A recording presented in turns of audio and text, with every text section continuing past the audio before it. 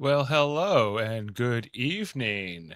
Firefly, Season 1, Episode 3, Bushwhacked, first debuted or first aired back in 2002, but here in 2026 on Live Long and Podcast, we're just getting started. Whether you're joining us live here on YouTube, Twitch, or Facebook, or catching the audio version wherever you get your podcasts, our mission to watch every episode of Firefly continues. One derelict ship, one alliance interrogation, and one brush with Reaver horror at a time. And now this is your captain speaking. And unlike certain traumatized survivors aboard drifting transports, I promise not to leap out of the shadows tonight. I'm your host, Dave Mader. We got a top tier panel here to break it all down. This drift through the black. Well, there might be more. There's some latecomers here. But look at all these latecomers that just showed up. Yes. Is this from the gentleman who was absent last week? Yeah, sorry for my illness. I'm sorry for your illness too. You have a license to ill. If only you had an immune system that had, any ability to fight it off, Exactly. Well, coming in first, they call him Mr. Firefly. Ian pretends he doesn't like it.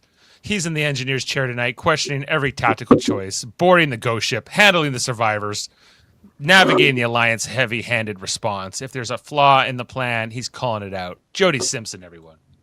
Hello, Dave, and I am not Mr. Firefly, even though he claims I am. Monsieur Firefly. All French. Also with us, coming in here, she's tuned into every emotional beat, the creeping dread aboard the derelict ship, the survivors' unraveling psyche, and the tension of the Alliance interrogations. When the horror hits close to home, she's the one keeping us steady. It's Narduzzi. Heather Narduzzi.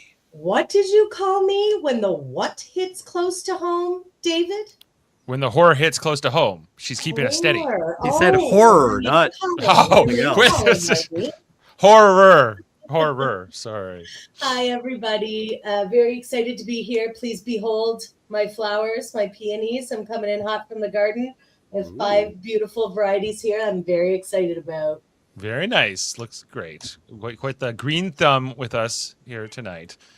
Also, the man following the money, the motives, the economics on the frontier, the value of salvage, the risks of being caught by the Alliance, and the cost of being in the wrong place at the wrong time. If someone's hiding the real story, he's already found the leak. It's Adam Woodward. Hey guys, glad I could be here. Sorry I'm late, Dave. What about me? You're not sorry for me. Jody, it's really great to see you after several weeks of no Jody. Oh, okay. Well, I agree. He had Jody withdrawal. As one does. Everyone does, all the time. I get letters constantly from people. Absolutely. Some from myself when I haven't seen you. Jody, just what you could say, it's great to see you yesterday, Dave. Great to see you guys too. Great to see you all. Jeff and Kevin are away tonight. They are not with us. Kevin on vacation. Jeff, he wasn't feeling it tonight so much. It's. I believe this is the start of Jeff not showing up for any of the podcasts. Well, he promised to watch this show with Amanda, so. Oh, okay. We'll hopefully maybe he has to then. We are talking about the 3rd episode of Firefly that aired on September 27th, 2002. Kind of the 2nd episode that aired, technically. Written and directed by Tim Minear. So not Joss Whedon. We got another writer here this time. And a director. You could tell. Yeah, you can tell. In this episode, the crew of Serenity come across a transport ship drifting in space after recovering a terrified survivor and a valuable cargo. They are pulled in by an Alliance cruiser. And while that Alliance commander grills each member of the crew, it appears that the Reaver spawn violence has not yet run its course. So that leads all to it here. So before we get into the whole thing of it all, just what did we think? Jody, you're first up. What do you think? I think this is a better episode than the first 2 that showed up before it. I understand some people are having trouble with this series already. Hopefully, maybe this episode has helped a bit. But overall, I enjoyed the episode. It was the only complaint I really have with the episode, other than what you guys are about to complain about, is probably the fact that it literally just cuts to finish. It's like, and we're done. So it's like it was. I like that part. Oh, thank God, the credits. Woo! Oh, Heather. Heather, do Yeah. you agree with Jody? Was this better than the first two? Yes, I'm just being a little saucy there because this show did not get off to the best start with me. But I do agree this is the strongest of the 3 episodes we've seen so far. And I mean, I wouldn't go so far as to say I enjoyed it, but it was all right. I liked it better than the first 2, so we're going up. It's a upward trajectory. That's right correct. into the stratosphere. And we got World Mind in the comments saying this is one of my favorite episodes because it really shines a light on the characters' personalities. Well, yeah, Yes, there was there is some fun banter, and it seems like they're starting to settle a little more. I think we can Pain get is to know the probably the characters.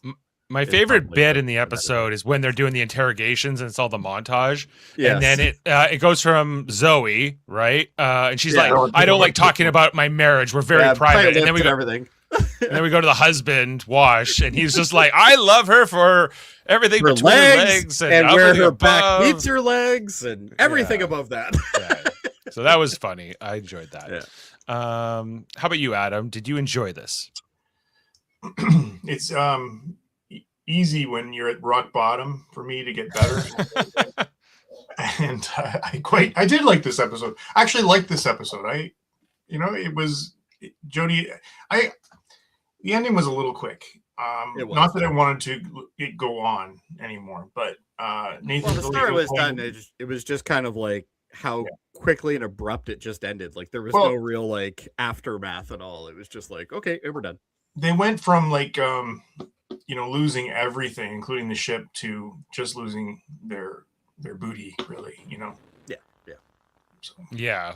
Well, it's a good thing they didn't lose Zoe's booty because Zoe and Wash might get a divorce otherwise. That's true. Wash would be not happy about World that. Mind says finding knives all over Jane's cabin. 100%. I was totally thinking that. First of all, maybe you should keep an eye on the guy in sickbay and just not abandon him there alone. Also, so many knives, so many unattended knives. They need a new knife policy.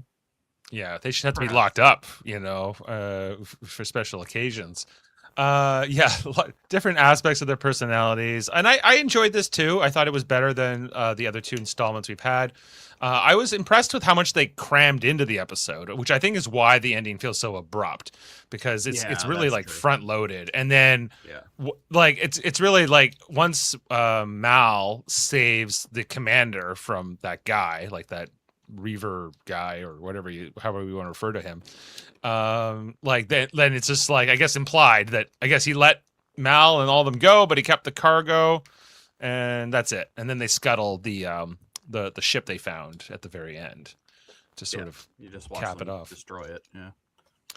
Yeah. So, but yeah, like I do like that the characters were kind of going here. I'm finding the storyline with River incredibly annoying, personally, like so far, because she just seems to talk to the clouds or the sky. I don't know why she smiles or when she screams, and I'm not putting any of that together yet myself. Like I really hate the like wordless savant damsel in distress trope. It's so like she's supposed to be this big, like super smart, super badass person, but she never knows what she's doing or what's happening, and nobody understands her. And just like, I hope that's going to pay off soon, because I agree with you, Dave. It's a little annoying. She does like the stars, though, Heather. She does. That was cute. She was excited to be outside.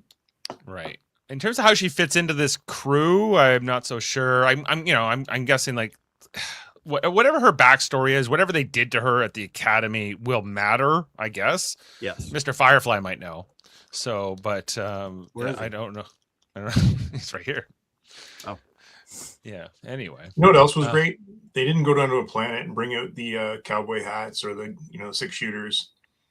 It was all in space this episode. Yeah. This was more of a space story, less of a Western. Space and knives. A great combo. Yeah, felt like a salvage mission. And the commander, I thought the guy playing the commander, I thought was pretty good too. It was Doug Savant, who I looked up, and I can't quite place where I know him from. Like, he's done a ton of like TV and small movie roles over the course of his career, and he was in one episode of The Outer Limits. I'm like, is that what I know him from? I couldn't quite place it. Yeah, but everybody's been in an episode of The Outer Limits. Yeah, he's done an episode of The X-Files. He's done Yeah. NCIS. He's done a bunch of things. JAG, and I don't know. He was all right. I thought in the interrogation montage and everything that came from that, and more with I guess the other thing to like make commentary on here is just the Reavers and sort of what their mythos is, the legend, and how scared everyone is of them. We get to know more about them. I really hope we do, because this is kind of interesting to me. I guess you'll see. Like what I want to understand is why they're so powerful. Why, like, you know, like I understand that they're savage, but like, do they actually have sheer numbers that make them strong, or are their ships strong, or that's the part I don't really quite get yet. You'll find out. They're just that's just. It reminded me of when the crew of the Enterprise was on regular one, and then they found the crew the crew all up in the rafters, and they had to cut them down. Yeah, that is an interesting parallel, because it is kind of like that kind of moment, right? Yeah. Well, this has been done before. Like, let's be honest. But you know, it's the faceless enemy in this show is what I kind of like, because you know they usually show them pretty quickly. Like the guy who ended up going psycho, you don't know if he's actually a Reaver. Well, we don't like. I guess he would already be deformed more, like, because he does that to himself. No, he's literally just gone psychotic. Right. Yeah. And they didn't give him strong enough drugs, I guess, when they knocked him out. Yes. Stargazer says more like the crazy Vulcans in The Expanse from Enterprise. Which they never really fully explained. I was always disappointed with that. Yeah, because they get into The Expanse, not the show The Expanse, like the Delphic Expanse in Enterprise. And then they're like, it's scary, people lose their minds. And then that doesn't really happen for the rest of the whole arc. Well, they were too busy dealing with the Zindi. And like when they had to go to Western World, remember? Yeah, that one episode, yeah. Which what was that called? North Star, right? North Star, yeah. Terrible episode. It is a terrible episode. Although now thinking about that episode and having watched this show, I can't help but wonder. They're like, that Firefly show got some traction with the fans. Maybe we need to do a Western, because I think North Star would have been produced after Firefly was canceled, but maybe they were just trying to pick up some of those vibes. Was that the one that we did the radio theater of? Yes. That was fun. That's the only episode of Enterprise I like. Yeah, it's really fine, but how much of Enterprise have you actually watched? No. I tried the first episode twice and I hated it both times. No, I'm out. What was our favorite episode, Jody? The one with the Minefield, probably. Thank you. That was not your favorite, for the record. That is my least favorite episode. Oh yeah, that was something. I think it was like the end, like near the end of season 3, like one of those episodes near the end. I think was one of the top episodes we rated, because we did like the season 3 arc, but there were some times where like they went. The arc was great. It's just, but there were episodes where they went to the Old West planet that we were like, let's get this going. Yeah, but every Star Trek has done that. So too much. Yeah.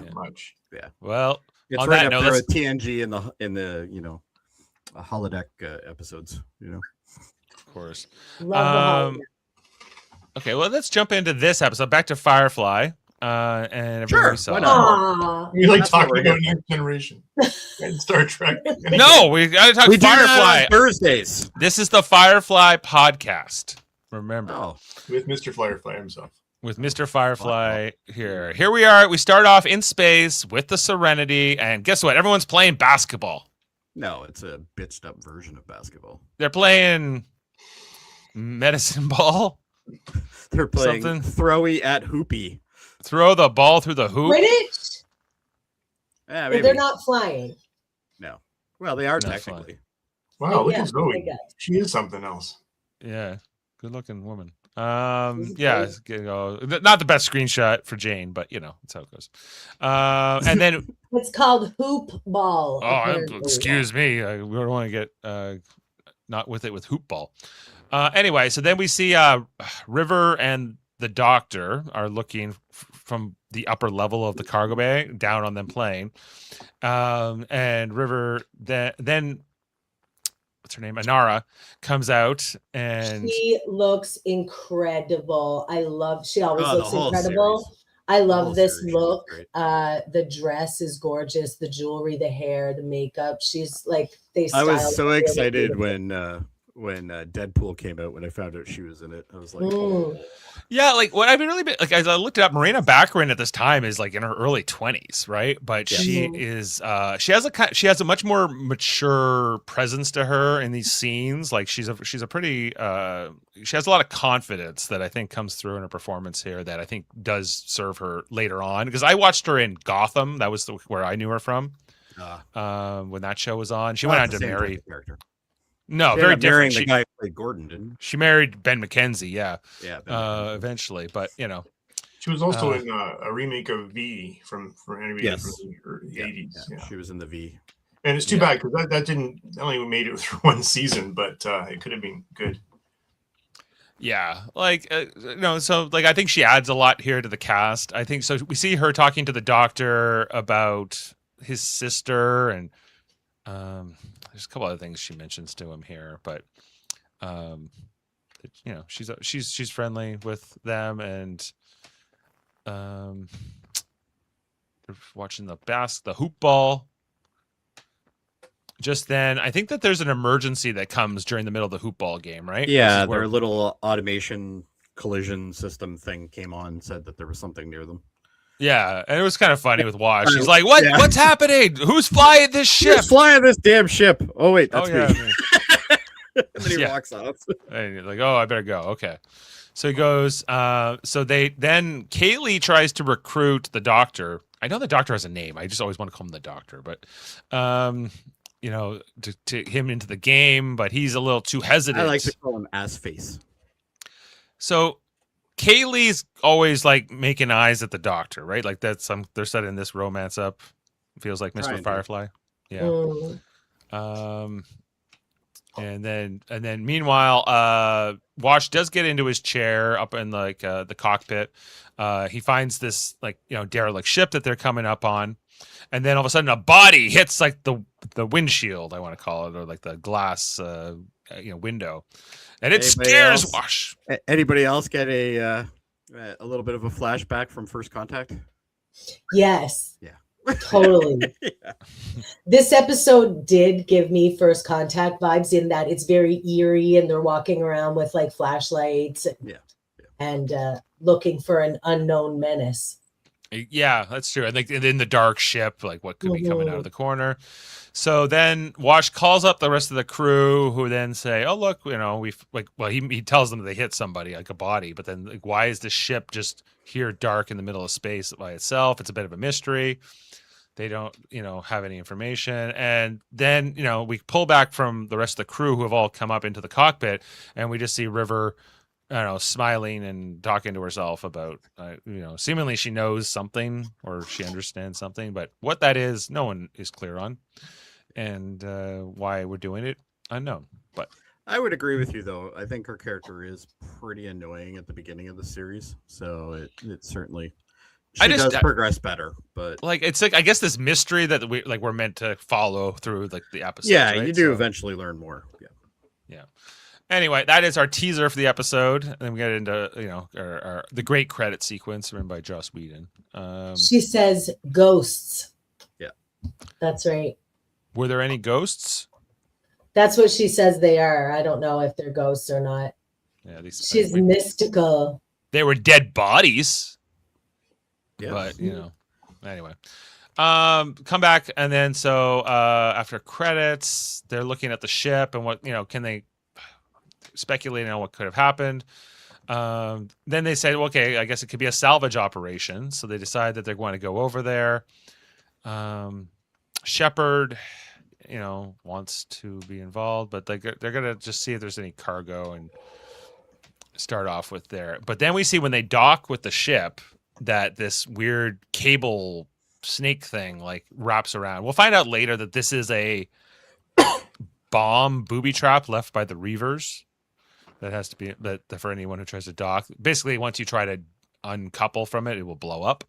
So just to get them going here. Meanwhile, we got Zoe and Mal who are planning to go over to the other ship. They're getting into their environmental suits. We got the Doctor and Jane looking on. The Doctor being very scared of the idea of wearing an environmental suit, which will, I guess, be important because later on he'll hide in one, along with River. Her brain's broken. Her way of saying they're dead is saying ghost. Well, that's stupid. Okay, let's move it on. Okay then. And then we got I don't know, Jane's always taunting the Doctor with his, I don't know, just the Doctor being scared, being a rich kid, I guess, is what we're meant to get with this dynamic between them. Yeah. He's like, I hope our other viewers here don't worry about Dave cutting you up. It's just Chris. World mind there. Oh yeah, no, I won't do that to all people in the comments, but World Mind always has this way of like, but you don't understand, your criticism's invalid because her brain is broken. I'm like, no, it's still I think a valid criticism. Anyway, so they got Mal and Zoe heading over to the ship here. They go through the airlock. And it's empty. They can't find anybody aboard. It's this really empty, scary looking ship. They find all the parts. They eventually make their way into the mess hall here. We find all the food trays and everything like just left, half drank drinks and everything else. Whatever happened here happened quickly. They figure out. Then they make their way into the cargo hold. They can't find anyone. They say, well, even if somebody ejected a lifeboat, it wouldn't hold enough of the crew. This doesn't make sense. Like, where are the people? Well, they said the lifeboats are gone. The lifeboats are gone, but there would still be some people, or at least bodies. They wouldn't left. have enough people. This is like the Titanic of cargo ships. Yeah, they try to not enough boats for everybody. Just when they try to pull up the log that's been left by whoever in the bridge area, then we go back to Serenity, and River is screaming, waking up, having more of her broken brain syndrome. That's stupid. Sorry, I had to say it. The Doctor tries to come and comfort her as she's got her scrambled here, but then Jane says, "Hey, the captain wants us to come over right away to the other ship, so please come with me." And he says, "What do I need to do?" He's like, "He didn't say, but we'll find out this is just a prank being done by Jane because the Doctor was not summoned by the captain at all." Everybody's dead. They don't need him. Yeah, and then the Doctor gets into the environmental suit, although we'll find out he's wearing it wrong. He's heading over, being all scared and freaked out. He's got his medical kit, and then he turns around and everyone's just kind of staring at him. No, they have no EV suits on anymore. They're just breathing the air. Why the hell are you here? Yeah. And he's just like, "Hey, why are you here?" And then he takes off his helmet and he goes, "Well, Jane told us we were going over here." And then Jane thinks it's hilarious. Always the pranks by these people. Seems to be a recurring theme. It is.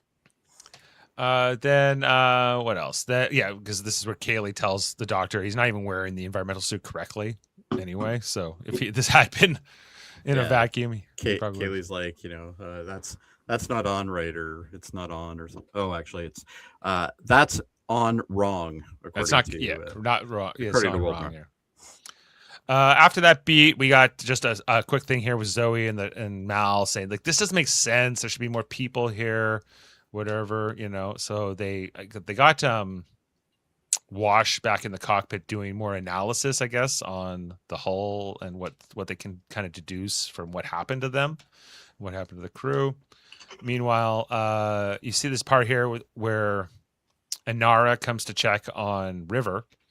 And she's not in her bunk. Her quarters are empty. Where did she go? Can they not fucking LoJack that chick? She's constantly disappearing, and this is a thing that does happen a lot. and it's just like LoJack people. Get them Yeah. comm badges or something. Like, And we find River like wandering through the derelict ship. she doesn't have an EV suit on though. No, well, she doesn't need one. No one here does at this point. No, and she even knows that, and she didn't bother to put it on, so that's fine. There's a moment here between Kaylee and the doctor on the derelict ship, where she's like almost electrocuting herself by salvaging the different parts that are inside the ship. Well, I like how she rips it apart and it like almost zaps her. That she's like, "Oh, that's a good working one." Yeah, well, I think that's After the you fun. ripped it out. Yeah. Like, I do agree that like they all have their distinct personalities, and she's probably one of the more distinct ones of that. Yeah, you know, she's like, one of my favorite characters. She just has sort of like this happy-go-lucky attitude towards life, right? Actually, this is one of the shows where I actually like the women more than the men for the most part, because I think the women are written way better. So maybe so. We'll find out. Yeah. Then Zoe and Mal, like they're going to the part of the ship. That's what they were calling Wash for. They were like, where would like the valuables be kept if anywhere? And he's like in the aft section on C deck or something. So that's why they came to this section. And the fact that it's locked makes them excited, because that means there could be value in there. So they get a kind of blowtorch and they cut a hole into like to get through the door, which makes it just wonder, like, so the Reavers were here, right? And the Reavers then locked this door up with like all the people inside of it, or they never got into it. But that's where all the bodies are. They had to have gotten into it. This is something that you'll figure out later on with the Reavers. Okay, they can walk through walls. Oh, okay. I don't know. No. So you'll understand the motives later. Back to River walking barefoot through the derelict ship, being all sort of, I don't know, stoned as she moves along. Well, I think it's supposed to show how relaxed she is and how focused she is on what she's trying to see. And then like as she's walking towards them, right? Yeah. Anyway, then Mal and Zoe, they get into the room that was locked. They find a bunch of creepy dolls. Which I couldn't help but think about Joss Whedon's Dollhouse when that came out.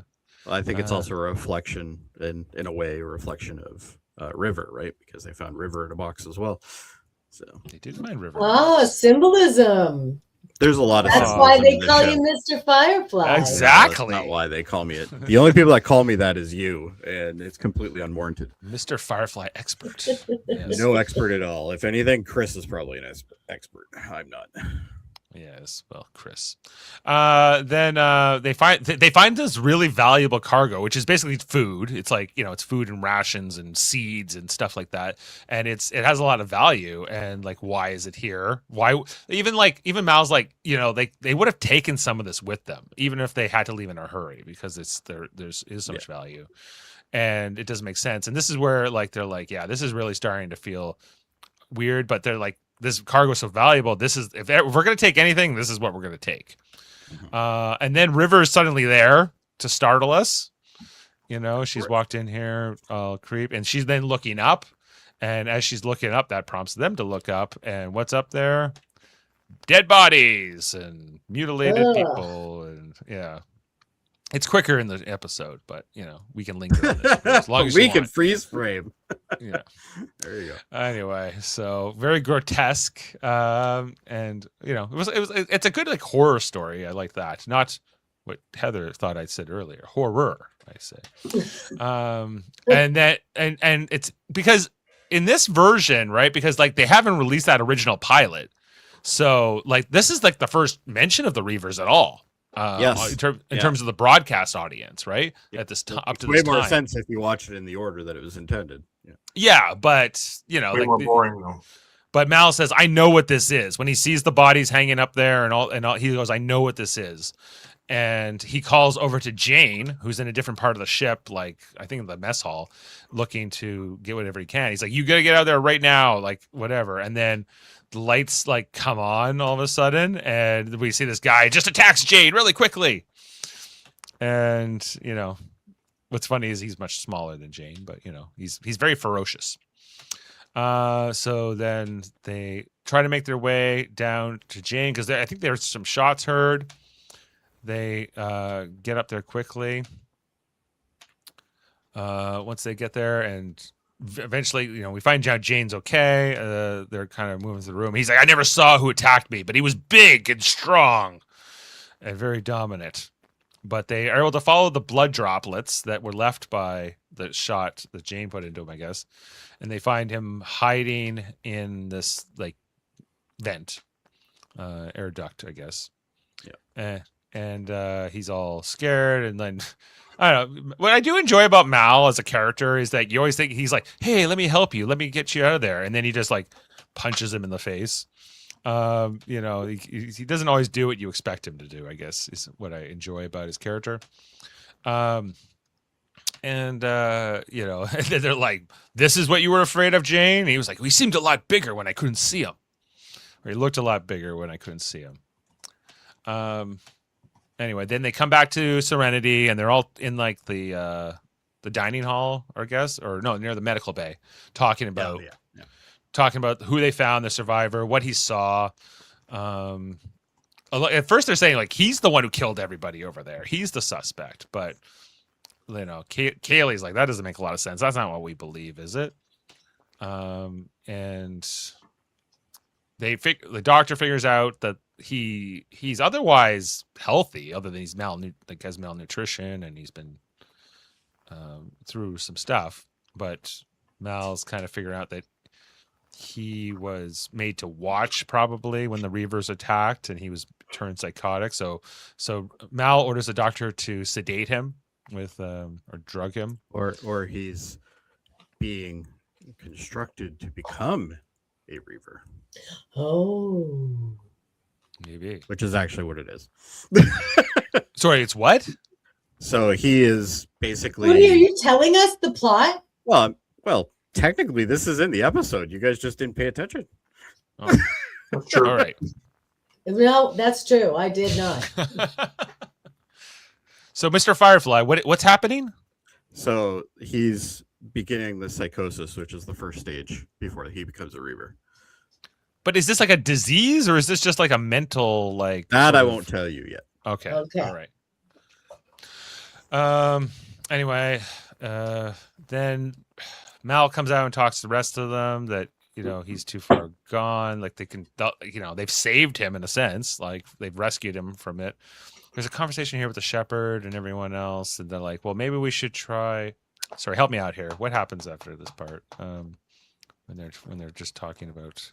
Tell us, Mr. Firefly. No. Let's see if children were paying attention. Oh, well, the shepherd wanted to do paying attention. I was, I got a lot going on here. Shepherd, he wanted to do a funeral, right, for all the bodies they found. Yes. Right. And right. See them on. So he wanted to go back. He wants to go back, and the rest, like Jane, definitely doesn't want to go back there. But Mal agrees to it. He's like, I'll allow you to go back and have a funeral and whatever else. And Jane's not happy about it. Which this scene here actually is a very good scene to set an example based on what Worldmind was saying earlier, which is that a lot of the personalities get drawn out. This is a great scene for drawing out the personalities of all these people just by how they react to this.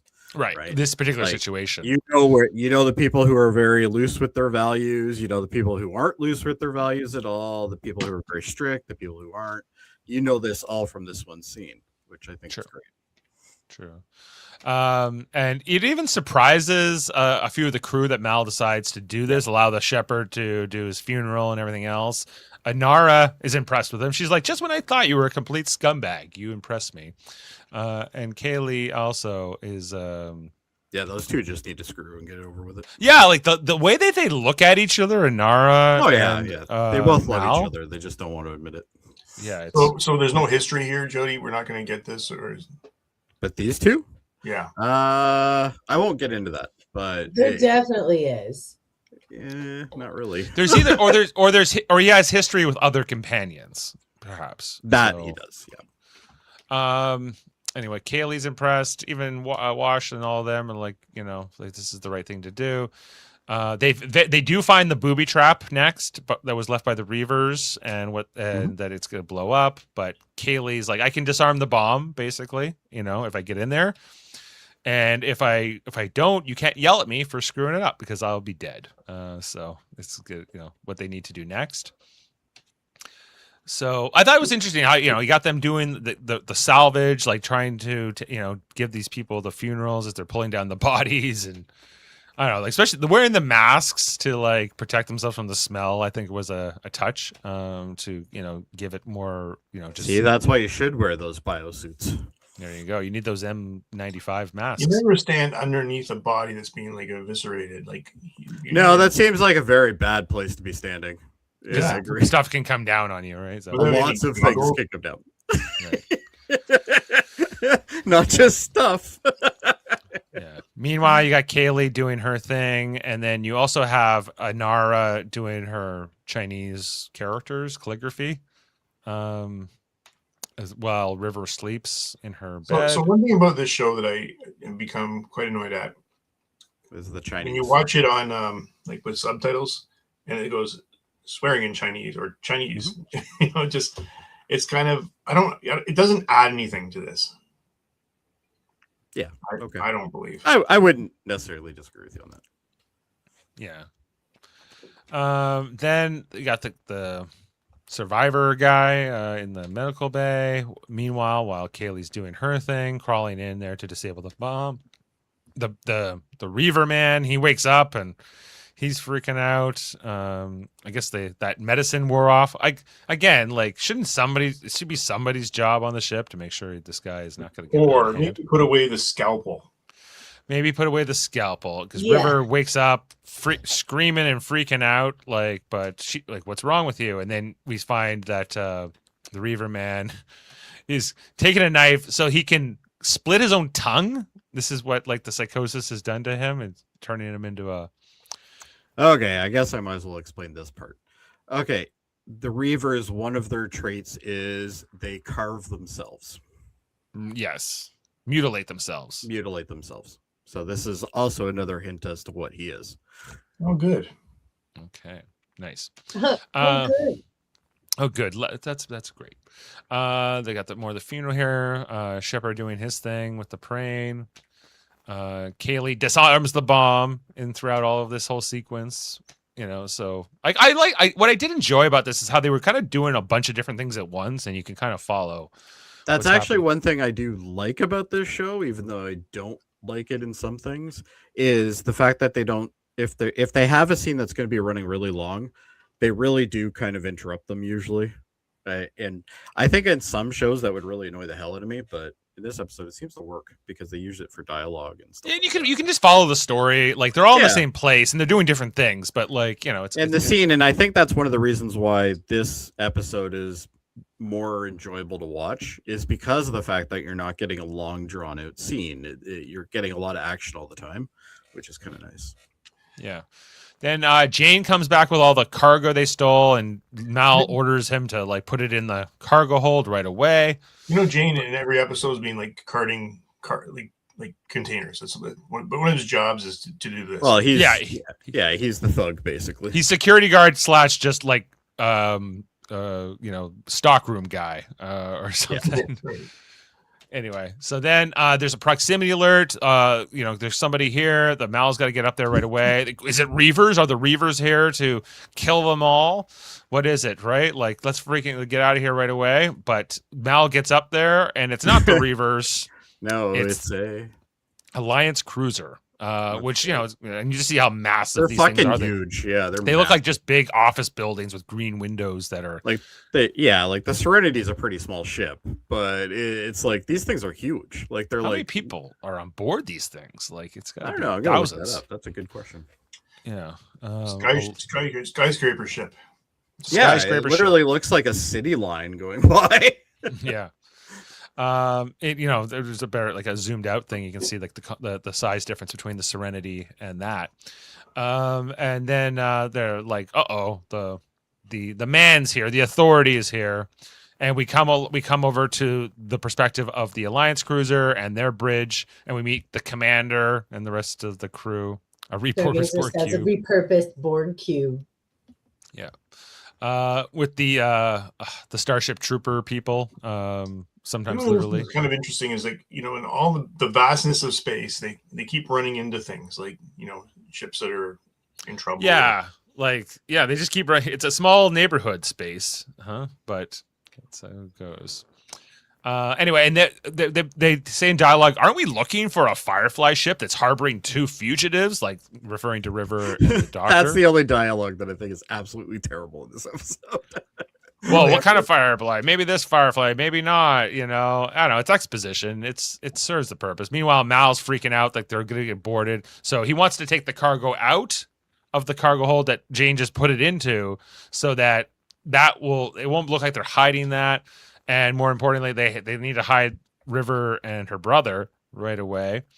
And the Doctor, he gets convinced he's going to be given up here by Mal, but like they don't have a lot of time to argue about this. And even Shepard's like, shut up and just do what he says right now, because if he's going to sell you out, then it's too late. What are you going to do? And if he's not, then you better just go along with it. But I love how Jane was like, because the Doctor says like, you were just getting used as bargaining chips, weren't you? And Jane's just like, yeah, now it makes sense. Now I understand why they're here. Because Jane is always like the devil on Mal's shoulder, if you will. They pull in the Firefly, the Serenity, with like some kind of tractor beam, it seems like. Or somehow they're able to pull it in. All right, so I have the spec for you, Dave.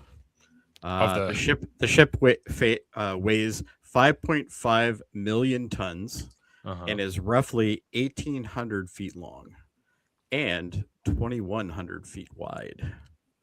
And it's at its absolute height. It's at 2,500 feet high, and has an administration. Yeah, and has an administration population of 100,000. 100,000 people on that ship. Yeah, it doesn't have a bridge either. It's not like a ship. It's like this moving city. It's more like almost like a city that moves. Yeah, like kind of like the Death Star, right, or something like that. Same idea. Yeah. Anyway, they come aboard Mal, the Serenity, and like they're here together. We even got the Starship Trooper guys with the purple helmets. Do you want to know more? Do you want to know more? Is this what some illegal salvage operation? And you're immediately grilling them about the fugitives, giving it up. Like, got to search and toss every square foot of this ship, or they find. He tells them about the survivor they found. But when they go to the medical bay, I don't think they find him right away, right? Like he's there, but they eventually he's there. Anyway, they all get arrested. They all get taken in.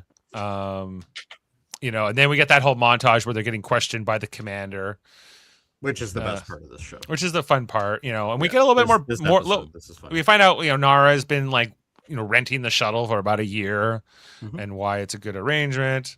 Then Zoe talking about, my private life and my personal life with my husband's my business. I don't like to talk about it, but just to then go over to Wash, she's like, yeah, she's the best. I married her because she's hot. And then we got some more with the Shepherd. I don't know. Then Jane is just being a crazy psycho guy.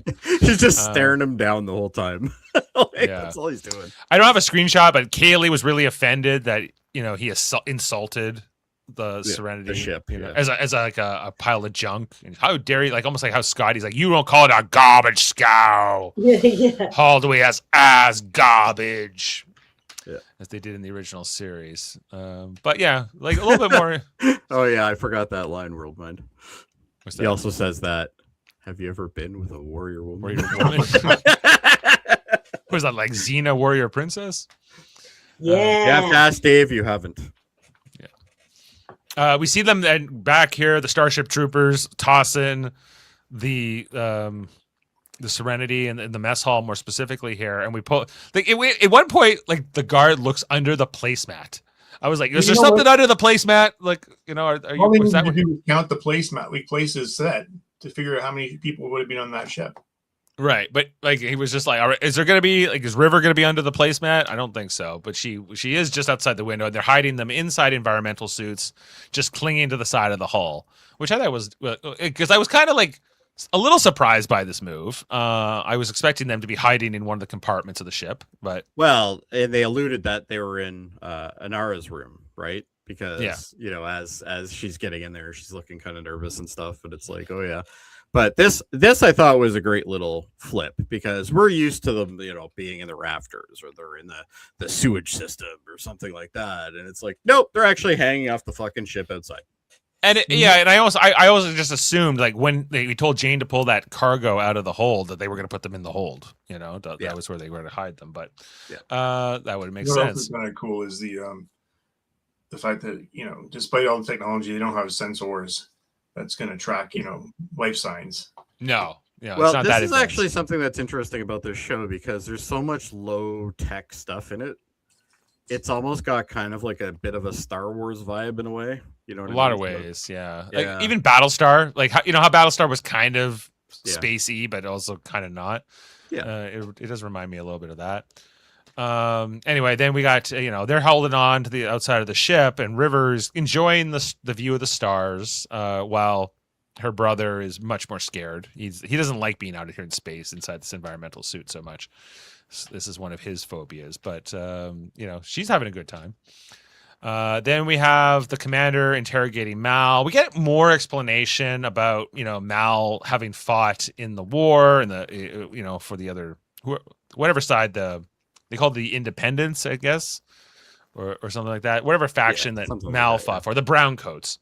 Yeah. And they were fighting against the Alliance, and he even keeps referring to him as Sergeant over and over again. He's like, I'm not in the war anymore.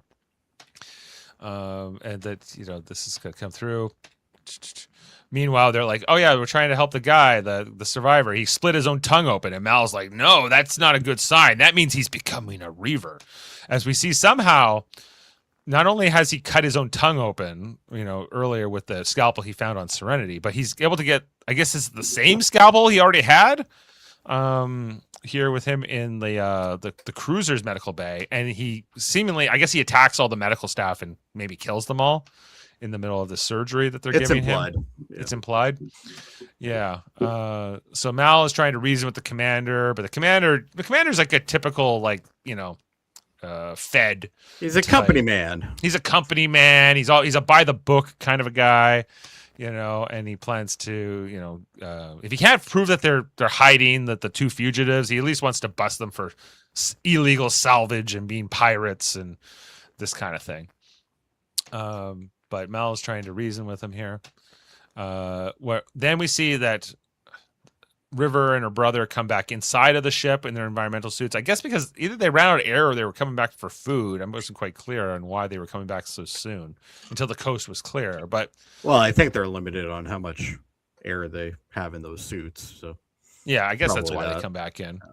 So they've come back in, and they're just about to arrest Mal and confiscate his ship, and they said, "Oh yeah, we're gonna sell off your ship and your stuff. That will go towards your legal defense." So look at that Starship Trooper behind him there. Oh yeah. What do you mean? That's a completely different helmet. That's just that's got a purple band on it, Adam. How could you ever confuse these things? Sorry. Yeah. So, but then like somebody shows up to tell the commander, "Hey, that guy we were helping him who split his tongue. He's killed the entire medical staff and he's escaped. He's currently running around on the ship. Yeah. This is the look of a man who just received that news. This is the look of George W. Bush on 9/11. Yeah, it's almost like that. It feels it's like, what? It's only a year after that happened, right? Yep. And anyway, so then while the doctor and River were coming back into the mess hall, I don't know, I guess because the Reaver guy has come here and River can kind of sense him, but she doesn't really explain any of that. And then we see, the Reaver guy is close by and he's going to get a knife and he's going to attack. So scary. Watch out. We find out, the Reaver has killed yet another one of the commander's people, this time a Starship Trooper man. And so this is why the commander has reluctantly agreed to bring Mal with him, but Mal is all handcuffed, right? And he can't do anything. He's like, can you do anything? Let me help you. I know the ship, the best. And the commander eventually agrees, okay, I'm going to switch it so your handcuffs are in front of you and you'll be the first guy to go in. So you'll be our canary in the coal mine. If, something goes bad here, you'll be the first to die. And he's like, oh, that's sweet of you. All right, you go ahead first. But Mal doesn't really have another play, so Mal goes with it. The doctor being convinced by his sister not to go into the mess hall, not to get stabbed because she's using her brain powers to know what's going on there. Mal is even walking through the mess hall. He sees the environmental suit that the doctor has left here. And he was just like, oh, maybe I need to come through. And he even walks like past that part of the door and he makes direct eye contact with River and the doctor, but the rest of the, just then. Yeah, but if you go back though. Go back. This? Yeah. Okay. Oh, you didn't catch it. If you actually look hard enough in one of the frames, you'll actually see like an outline that looks like somebody else standing behind him.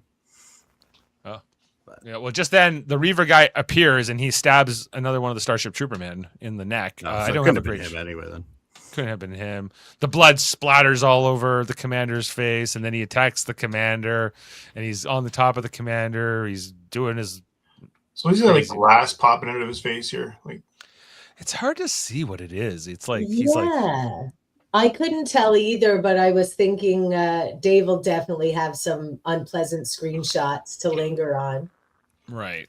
okay, Well, remember here you how go. I told you about how I they mutilate themselves? yeah, he mutilates himself, and It includes sticking things in them. it's hooks and Worldmine wires. says it's hooks and wires. Yeah. Gross.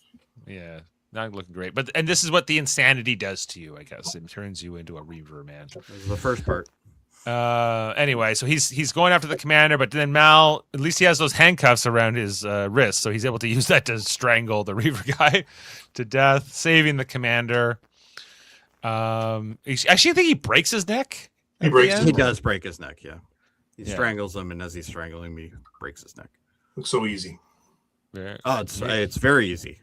You just go like that. Yeah, done. Well, I made it look easy. Yeah. And so then like he saved the commander's life's been saved, and then all of a sudden like the Serenity is leaving. Like that's like the very abrupt Yeah, it quick gets ending released, here. and they just kind of Yeah, they're like, okay, bye. bye. And in the dialogue, Jane's like, well, he could have let us keep that cargo, but Mal just says nope, he couldn't do it. He had to do it by the book. Well, he could have taken his ship away. He could have, but I guess he was like, okay, I'll let you go. It's like I kind of owe you one. But I won't leave the valuable cargo with you. That's like the compromise. So well, and even Mal says that though. He's like, well, we can't leave that cargo. That's yeah, he says he couldn't let us keep that. There was no way he was ever going to let us keep that. So then he walks away, and we see them scuttling what's left of the ship they found the transport ship, and it blows up to end the episode, and that's it. Thing. And I guess Tim Minear, who directed and wrote this episode, he's like the co-creator of this show, or like he's as far as I know he is, but I don't quote me on that. I know that his name and Josh Wheaton are the two that are known for this show, but I don't know if it's only because he's known as producer. I don't know. He seems to be like a co-showrunner, I would say. I would read it. Yeah. So that is our episode in stills. Everything we saw in the episode Bushwhacked. I think it's a pretty decent science fiction story. It's not. It's got a lot, some weird things in it, like anything else, but it's all right. Do we have any fun facts, trivia, or anything else? 60 fun facts with Adam. Love it. Facts. Sexy. Last week, yeah, I mean that episode last week, Heather, you couldn't make those sexy facts about that episode. There was nothing sexy about that. No. Yeah. It was not. Okay, so Bushwhacked. It's the crew's first direct contact with the Reavers attack ship, and the first time the audience sees the psychological aftermath of an attack. Josh Whedon described it as the moment the show stopped hinting and started showing what Reavers can actually do. He shows more. Nice. The Alliance officer was originally written very differently. Commander Harkin was first conceived as a more stereotypical military antagonist, but during filming, the writers softened him to be more nuanced, someone who thinks he's the good guy but isn't entirely wrong. It's one of the earliest examples of Firefly avoiding simple Alliance evil storytelling. yeah, there's more to this guy. I hope we actually see him again because I'd like to know what his role is in that war. And this is the first time in this whole, the 3 episodes. Well, it was interesting because like he was referencing like, yeah, weren't you at that battle of the something valley, and that was kind of when the war really ended, and that is what we saw in the pilot. That was like that original battle we opened with, right? Was that we don't know anything about, but Serenity we don't know anything about, but we're getting more of the backstory now, basically. That's right.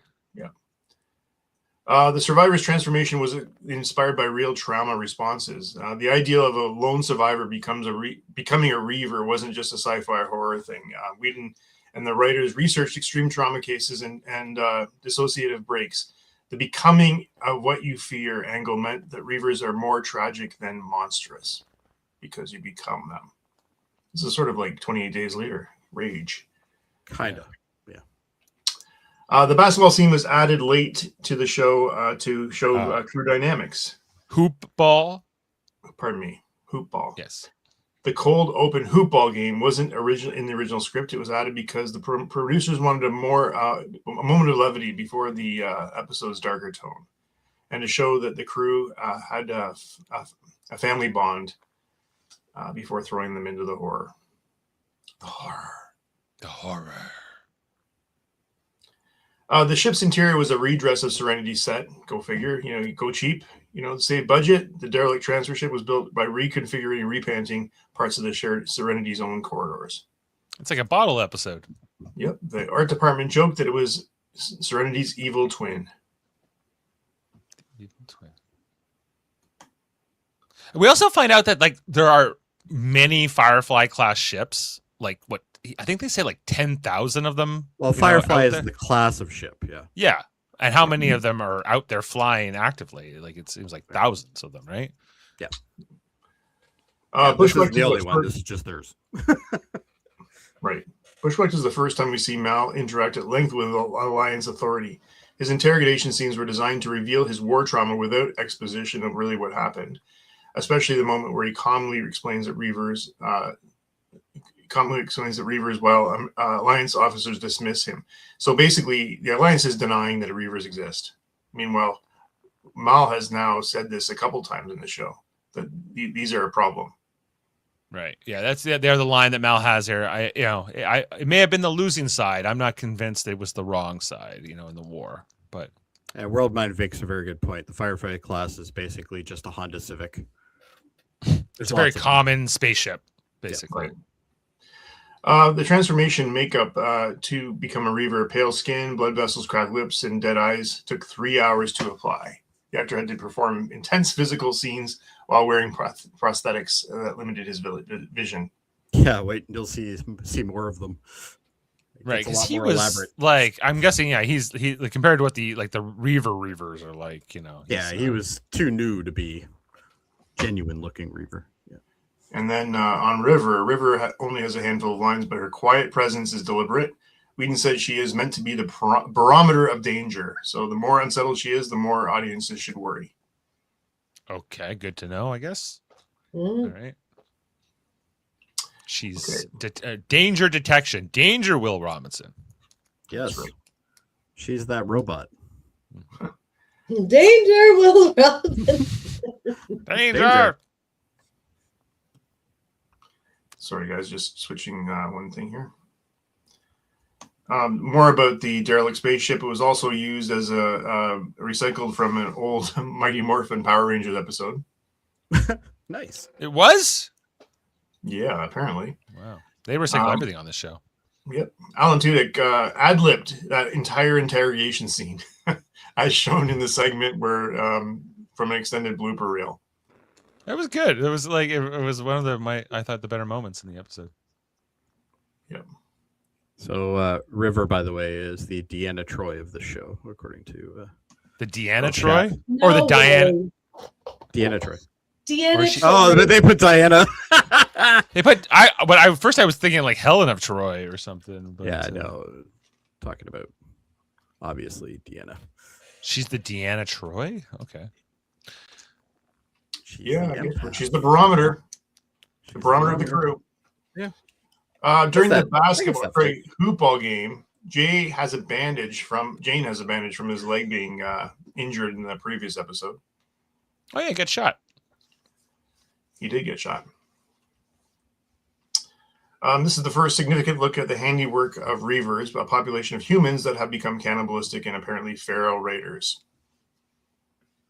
But the thing was, like, they didn't eat all the people, or that's what I can't, like, are they just sadistic? Is that what their thing is? Like, how much of this is for resources and how much of this is for... They loot and raid. That's what they do.